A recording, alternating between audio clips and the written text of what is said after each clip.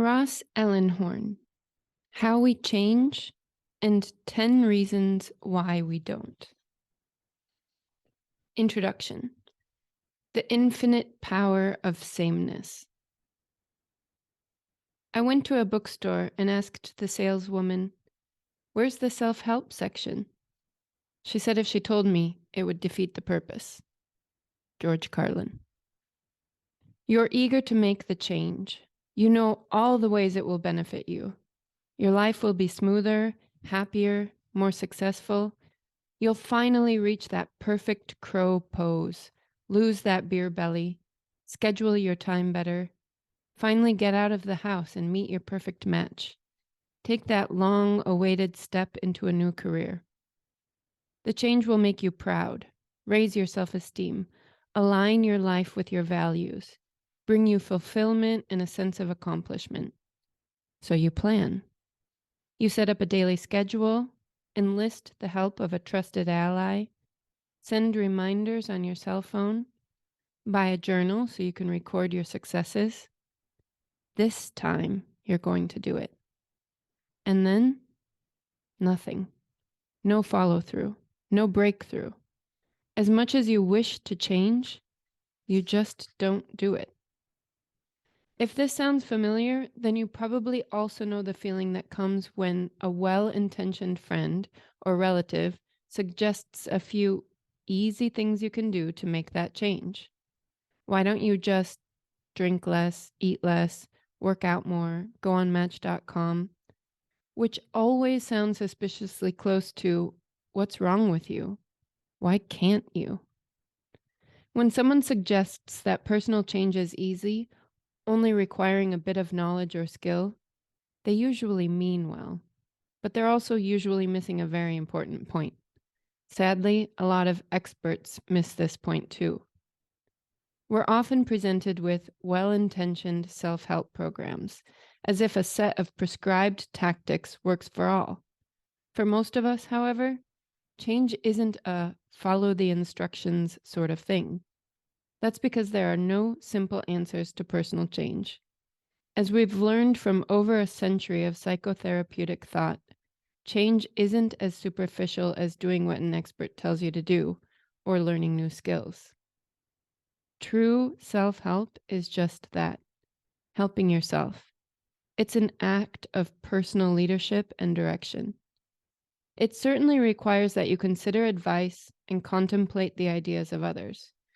But being a sheep, following the newest advice as if it will magically spur your change, is not engaging in self-help.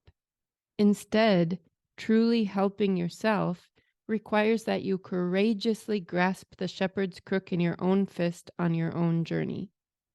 In fact, of all the behaviors you engage in life, changing is the one that most brings you face to face with your sole responsibility to make your life work.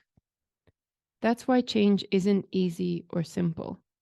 As you forge your own path, changing is often strenuous and can leave you vulnerable. The act of even attempting change makes you repeatedly and uncomfortably aware that the success and failure of your actions belongs to no one but yourself. There's wisdom in that old joke. How many therapists does it take to change a light bulb? One, but the light bulb has to want to change. No matter how many experts you follow, how many therapists and counselors you see, or how many friends and relatives support you, you are alone and responsible for the change you make. Aloneness, responsibility. These aren't words we necessarily embrace with gusto, and they are hardly a match for books and talk show interviews guaranteeing that success is a matter of easy steps towards a thinner, more blissful, more powerful you, even if deep down you know those guarantees are empty promises. Instead, our responsibility to and for ourselves is at the very core of all personal change. That makes change difficult, never easy. As you walk toward change, you also walk toward feelings and experiences most of us try to avoid. profound adult things like the anxiety stirred by realizing you are the master of your own fate, and away from feelings and experiences that we typically find attractive, like comfort, a sense of certainty, the shirking of responsibility, the blaming of others, and the painlessness of a numbing routine. The kind but misguided suggestions of your friends and relatives, and the easy step-by-step how-to instructions of experts typically ignore the fact that there are very real, very powerful forces holding you back from changing. These forces don't represent some weakness or laziness in you, but are central struggles we all deal with all the time. And here's the clincher. That force within us that's happy to maintain the status quo usually wins the battle more often than does change. That's why we often don't change, despite our longing to do so and all the evidence that we should. Consider drug and alcohol abuse. Today, addiction treatment in the United States is a $35 billion industry with over 1 million active members of Alcoholics Anonymous. Yet only a third of people with an addictive habit kick it successfully. Let's look at exercise. We spend more than $30 billion annually on whipping ourselves into shape, but 73% of us do not reach our fitness goals. The weight loss industry rakes in $66 billion a year, while 69% of us quit our diets. And those brave souls who stay loyal to kale and quinoa, 8 out of 10 of them end up regaining whatever weight they lost. New Year's resolutions, 93% of people who make them break them. The pull to stay the same doesn't just keep you from achieving those big wellness and behavioral goals like more exercise, dieting, or breaking a dangerous habit, or deeper personal goals involving your growth as a human being, such as greater fulfillment in your work and love life, or even your pursuit of greater meaning and purpose. That pull is also present in the very minutiae of your life. How many times have you told yourself you need to turn off Hulu and read more, pay more attention to your kids, order less takeout, or put the dishes in the dishwasher and not in the sink? And how many times have you stuck to these new changes for a week or two, only to find yourself back to square one? I place my money on more often than not. Staying the same is the norm, not the exception, no matter the size or gravitas of the goal. Now consider this.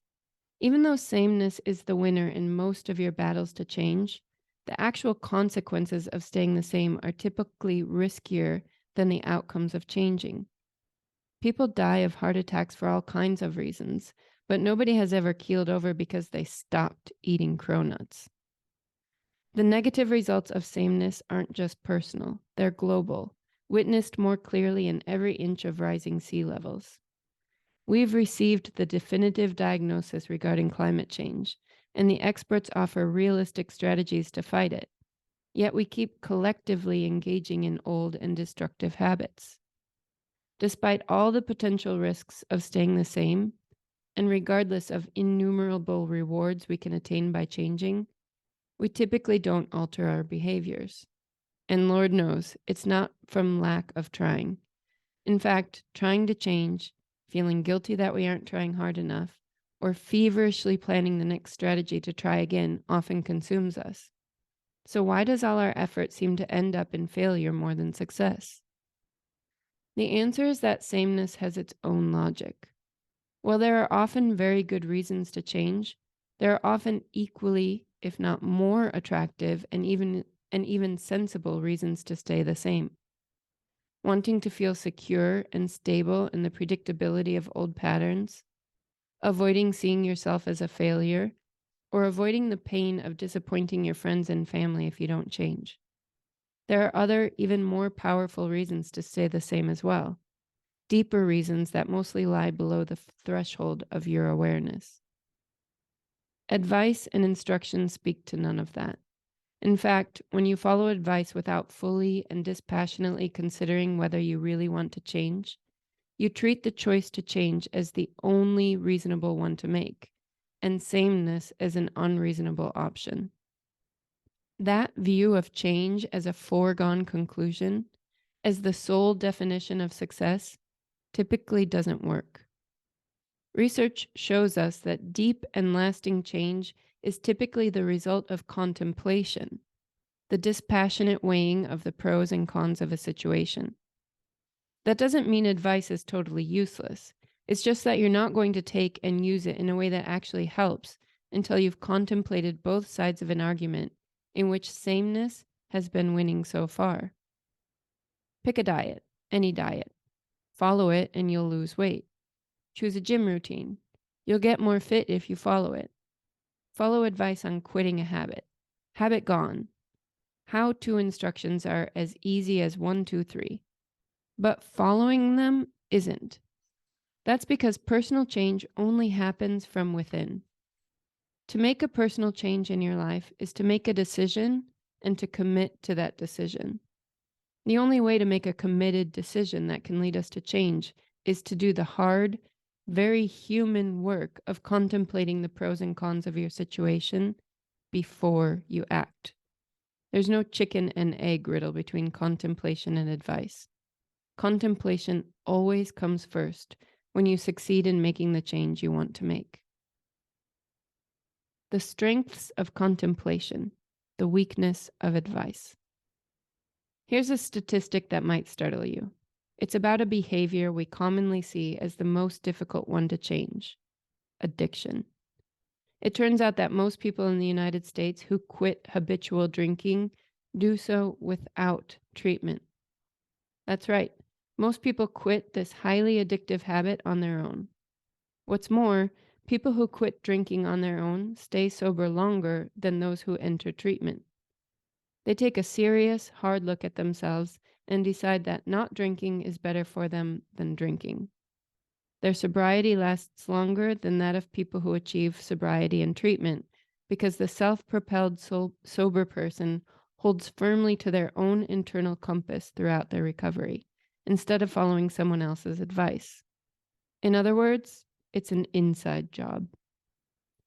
You're that light bulb in the therapist's office. To change, you have to want to change.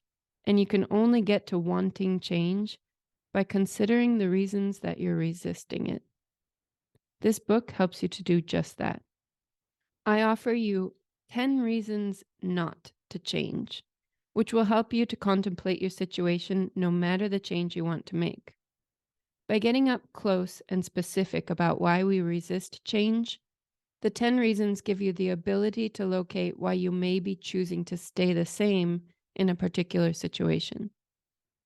No longer does your resistance to change feel like some giant, mysterious force you can't control. Instead, it is framed in 10 portraits, a gallery you peruse while contemplating which portrait might match your experience. If you can match the portrait with the reason or reasons for not changing that you're struggling with, your path to change will be much more effective. How the 10 reasons not to change help you change. If you know yourself but not the enemy, for every victory gained, you will also suffer a defeat. Sun Tzu famously wrote in The Art of War. Sun Tzu's adage applies to the struggle for change. Knowing what you want, healthier lifestyle, happier relationships, more engaging work, is only half the battle.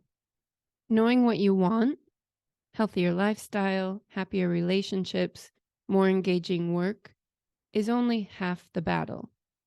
Knowing what roadblocks you erect, the enemy, that thwart these changes and keep you stuck is the crucial complement. We tell ourselves we oppose sameness, same sedentary lifestyle, same unfulfilling social connections, or same unsatisfying work. But in reality, there are some not so obvious reasons for our stuckness. Exploring these reasons and letting yourself identify, understand, and even embrace the seductions of sameness is tremendously helpful if you want to change. Here are 4 ways this exploration of the intricacies of sameness will get you closer to making the change you want to make. Number 1, killing shame with open air. When one or more of my 10 portraits matches your experience, that means there is, at the very least, a community of you and me. If we are in this together, then I can help you feel less shameful about failing to change.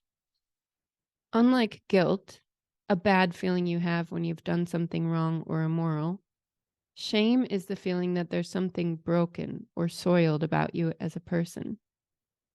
Ridding yourself of shame about the things you want to change is important, since shame is a sneaky, dangerous feeling, a wolf in another wolf's clothing. Shame is often regarded as a scarier motivator, a kind of psychic threat that compels you to move forward. But it's actually a motivation killer. You're broken, it tells you, so give up. As a self-kept secret about a feeling of singular taintedness, shame is harbored and cultivated in the dank gloom of isolation. In the darkness, undisturbed by reality and a sense of commonality, it grows bigger. Thus, the more you can view seemingly shameful behaviors in the open air of others, the less power shame has over your life. Imagine that you're in a support group for people who want to quit smoking. The counselor instructs you and the other participants to engage in a process of guided imagery. Eyes closed, you envision the success of quitting smoking and how you would feel, both psychologically and physically, on that successful day. Eyes open, you look around at your fellow support group members. Do you now feel any closer to them? Any sense that you and they are in a similar journey? Perhaps a bit. Do you gain any motivation to quit smoking during this exercise? Maybe a little. But what if the instructor asked the group to list the reasons they don't quit, putting these on the board and finding their similarities? Someone says the delicious first drag, someone else the way it calms them down. Another talks about the ritual of pulling a cigarette out of the pack and lighting it. You mention how it helps you focus while working. Heads are nodding in recognition. There are some smiles of agreement. How would you feel then? Probably connected and, as a result, less ashamed. Your shameful act, in other words, is brought into the light and shared, and that sharing lessens the shame. Even though you would be talking about something you might believe is a mark of your bad character, you might feel a lift in your morale as the burden of shame lifts. By decreasing shame, feelings of connectedness are fuel for motivation, the feeling that I can do this, and they are stoked when we find the otherwise personal issues are actually things others experience too. There's a reason people introduce themselves at AA meetings with, I'm an alcoholic. Admitting to something that causes them shame in a group of others with the same problem bonds them in a fellowship of mutual support towards change. By showing you 10 ways in which others wrestle with change versus sameness, I offer you ways to feed motivation by lifting the smothering effects of shame with the recognition that you are not alone. 2. Taking a both and position toward change. When you attempt to alter your behavior, the resistance to change always makes itself felt. Always. You can't escape it. This leads to an important insight. If change inevitably involves resistance to change, we can see the orientation towards sameness as part of changing. Thus, change and sameness are not in an either-or relationship, but a both and one. They are equal parts of a whole. That concept of two opposing forces that are segments of one thing is a difficult concept for us in the modern Western world to swallow. We have a tendency to think in dichotomies. Clean, dirty. Success, failure. Beautiful, ugly. That tendency is only exacerbated by the omnipresence of advertising, much of which projects a fictionalized reality of unambiguously clean, healthy, successful people in order to sell goods, with much of self-help literature suspiciously fitting this mold. While I don't want to dwell too much on the dichotomy between Western and Eastern thought, it's worthwhile to consider that there are parts of Chinese philosophy, in particular, that counter black and white thinking and offer us a different window on change. The yin and yang symbol is the most famous embodiment of this approach. In yin yang, dark is found in light, and light is found in dark, and together they form a whole. Two seemingly opposite things are in dialogue with each other and are impossible to fully comprehend without being seen as connected. Let's take this notion down to earth. Think of an artist. She can't express light without painting shadow, and she can't portray shadow without capturing light. It's called chiaroscuro in Italian, the word's literal meaning embodying this duality, bright-dark. Art is always a both-and process. The art of change is no different. You can't understand change without understanding sameness. You can't really grasp what it means to stay the same without getting to know change. And you can't deeply comprehend change or sameness without seeing them as parts of a whole. Change comes more easily, and the change you enact becomes more sustainable if you do the hard work of understanding this marriage between change and staying the same. In the following chapters, you'll see how recognizing this duality helps you move forward in life. 3. Seeing the universal in the personal. There's an important message about our humanity in the bottle of sameness. In full yin-yang mode, grasping that message will help you deal with the most minute behaviors you want to change. The more specific you are, the more universal you are, says novelist Nancy Hale. That idea is certainly true for all art, but it's also true for the therapeutic professions. What is most personal is most universal, writes the great humanist psychologist Carl Rogers. As this book guides you to get extremely specific about why you resist change, you'll discover the universal reasons for sameness. Each of the 10 reasons explored in the next chapters originates in the same philosophical basin. Each carries something about what it means to be human. Taken as a whole, they honor what all of us struggle with as conscious human beings: our accountability for our lives, the pain of our aloneness, our tendency toward shame, the call to be courageous in the face of vulnerability, and our struggle over hope and faith. Understanding the 10 reasons as a whole offers you a portal into these very human, profoundly existential issues and how they play out in your life. I hope that by understanding these issues, you'll gain new clarity about why you resist the currents of change. Whether it's your repeatedly failed attempts to organize your closet, or your unmet vow to volunteer in a political campaign and help change the world for the better. I like to think of the 10 reasons not to change as similar to those paintings by the master artist Chuck Close. Each of his late portraits is actually made up of smaller works of art.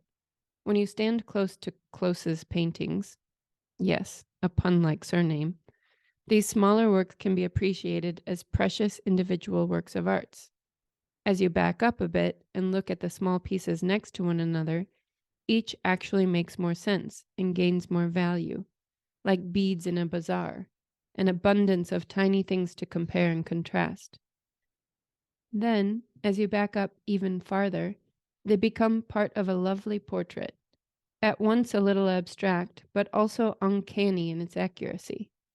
Step back farther, viewing the piece on the wall of the museum, and it's almost indistinguishable from a photograph. Change is like that. It's serious business, because even the smallest attempt at behavioral change is intimately connected to larger, deeper issues. This concept of smaller pieces contributing to a comprehensive whole reminds me of something written by the 16th century rabbi Simcha Bunim Bonhart. He wrote that people should carry in each of their pockets a slip of paper. On one piece, they should write, I am but dust and ashes. On the other piece, they should write, the world was created for me. The secret to life is knowing that both are true, knowing that they are only true when held at the same time, in each pocket, and knowing when to read which piece of paper. We are made of stardust. Each of us contains the universe, while each of us is also powder. Our special circumstances are a yin to the yang of cosmic issues. In regard to personal change, sometimes it's fine to try to make it happen by looking only at the dust of isolated behavior. But often it's better to see your behavior as connected to and responding to a world created for you. Associating smartphone addiction, getting organized, or losing weight with the deepest issues of our humanity might seem like an awfully serious take on change. But life is serious, and the fact is, we all do approach often seemingly minute issues about change rather seriously. They're in the background and forefront of our minds all the time. Let's honor the minutiae as a way to enhance, rather than diminish, the beautifully complex world we call the human experience. You might feel I'm asking you to take your eyes off the target when I suggest you place your specific content of the change you want within the realm of universal concerns. I know that feels risky. I know this because I see it in myself all the time. The minute I want to change something, it's like I'm playing darts. I tend to squint my perspective, focus myself on the target, and cut out any possible distraction as I aim for the bullseye. And you know what? That approach is great on a Friday night at an Irish bar. It never works with personal change. Let me give you a guarantee. I promise you will not get fatter, uglier, more lonely, or less fulfilled if you consider universal issues while you attempt to make personal change.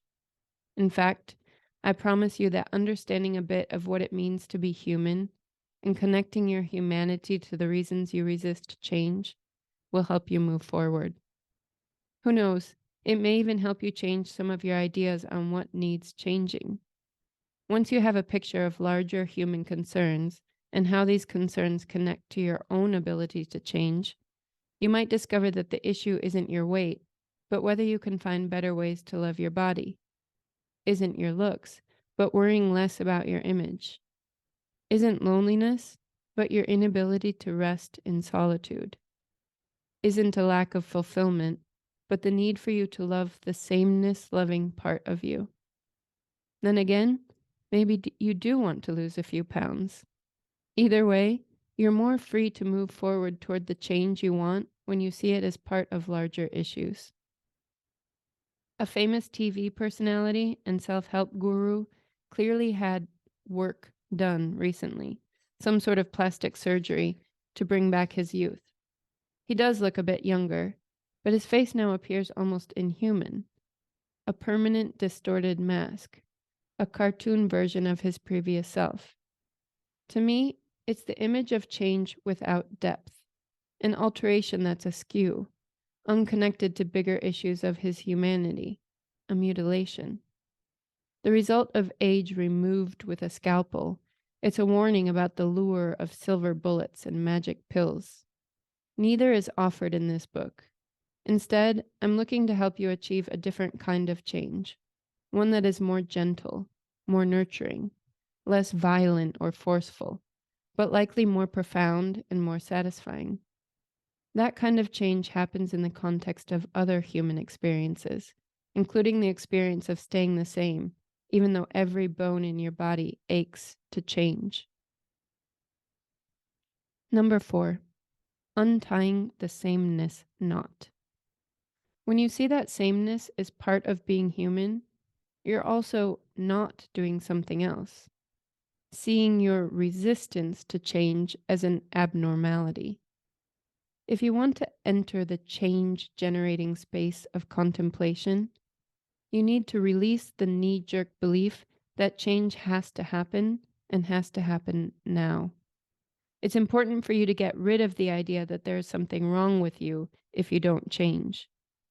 Contemplating change means contemplating all the options, including sameness. You're not going to do the important work of contemplating change if you tip the scale toward change, seeing it as the only correct conclusion, and sameness as only a dead end. To abide by the contemplative's motto, on the one hand, on the other, you have to give sameness the weight and seriousness it deserves. There's nothing to contemplate if you don't. That means that sameness, the force that frustratingly halts that seemingly positive change you're attempting to make, isn't really an enemy. Truly knowing yourself means knowing the part of you that will always find reasons to stay the same. The more you know this part, the less likely you are to suffer defeat, to paraphrase Sun Tzu. Of all the ways the 10 reasons not to change can help you, this idea is the most important. Sameness is something to consider as reasonable, and by considering it so, you have a better chance of changing. Understanding 10 reasonable reasons to stay the same gets you out of the self-fulfilling knot tying you to change as the only legitimate option. Sameness is in your life for good, and it's only in your life for good reasons. As you'll read, it comes from your self-love, and from that, your wish to protect yourself from some really awful feelings. As an expression of your self-love, sameness often does a lousy job of showing it, halting important changes, getting in the way of your unalienable right to grow. Nonetheless, it's part of you, not apart from you. And it's definitely not out to hurt you, even though it often does end up hurting in some serious ways. I want you to avoid placing sameness in a box of defective things. That's the wrong place for it to be. Sameness deserves your affection, since it comes from an affectionate part of you.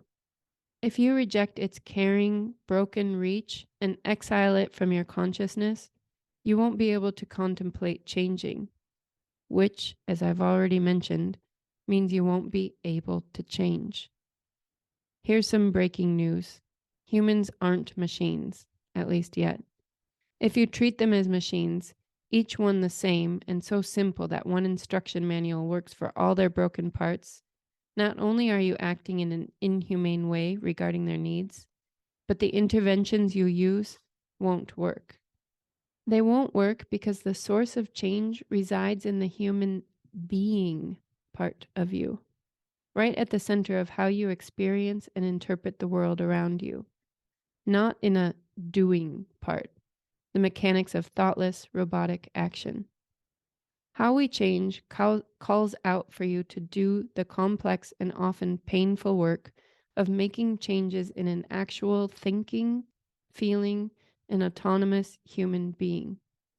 That's not easy, not by a long shot, and it's made more difficult by a world in which people are increasingly treated as things.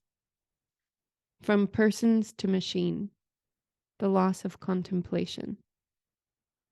Over 40 years ago, the great psychoanalyst and social critic Erich Fromm wrote about the growing threat of a society that preferred having to being. In the world of having, not only are you oriented toward getting more things, but the doing part of you, how you behave, look, reason, is a sign of your usefulness as a thing, as a device through which you and others can achieve goals. In fact, Fromm, along with many public thinkers in the 1950s, 60s, and 70s, was worried about a threat that today might seem all but quaint: conformity. These thinkers were scared about a coming world in which everyone would try to act and look like one another. What worried them about conformity also worried them about many other things they saw emerging in the 20th century. A vast trend in which efforts to fit in or fit an ideal caused people to neglect their own unique humanity and made them increasingly blind or disdainful of the unique humanity in others. The term for that phenomena, which people became disconnected from themselves and from others, is alienation. which Fromm defined as a mode of experience in which the person experiences himself as an alien. Concerns about conformity and alienation enjoined a good 30-year run as part of the zeitgeist, easily deciphered in the Beat Generation, the women's movement, the anti-war and civil rights movements, even Mr. Rogers' Neighborhood, and the central philosophical groundwork for Martin Luther King. It was expressed in movies about loners and rebels, from 12 Angry Men and The Graduate to One Flew Over the Cuckoo's Nest. But the times they are changing. A banana republic on every corner, the Kardashians on every screen, say yes to the dress, liposuction, cool sculpting, Botox, are now as accessible as shampoo. The push to brand yourself as a product not only accepted, but celebrated. All the books, videos, and YouTube channels giving instruction on how to mold yourself into some ideal. And most glaring, a triumphant presidential campaign largely based on shamelessly dehumanizing others. Can you agree with me that the warnings of our humanist forebears about people becoming things were on the mark? The world of having seems to have won the culture battle over the world of being, so much that we now live in a kind of collective amnesia, in which we no longer recognize that there is a more humane, more connected option than buying and selling things, and buying and selling ourselves as things. In this climate, we become obsessed with our packaging and neglect the contents of our being. So what does this have to do with personal change? In the world of having, we tend to approach personal change as if it were an item on a shelf at Home Depot, judging ourselves for our uniformity and usefulness. Are you a beautiful, well-oiled riding mower, or are you rusted and corroded inside and out? In this consumerist world, personal change means you fix what you then own and trade.